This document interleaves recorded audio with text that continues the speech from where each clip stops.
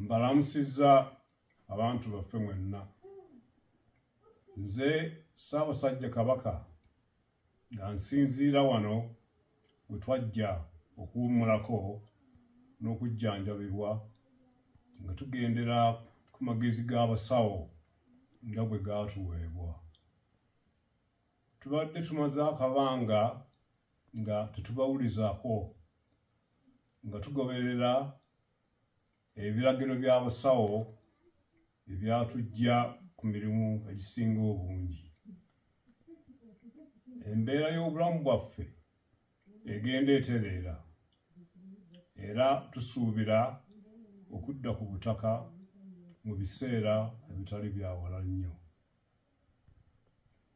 Twebaza Katonda atukuumye era n'Obuganda olw'okutusabiranga bulijjo ate n'obutaggwaamu ssuubi wakati mu kusoomoozebwa okw'amaanyi ddala.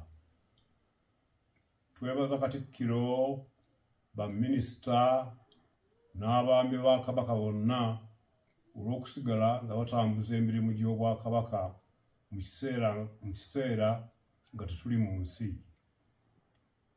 Ebigenda mu maaso byonna tubigoberera era twebaza Obuganda olw'obujjumbize mu mirimu gy'Obwakabaka. Twebaza abantu baffe abagoberedde empisa, obuwangwa, ennono n'obulombolombo mu kiseera kino ekizibu ddala. Nga bwe tutera okwogera bulijjo, amaanyi gaffe gali mu kwegatta. Tukubiriza abantu baffe okusigala nga bali bumu. Mukama abakuume.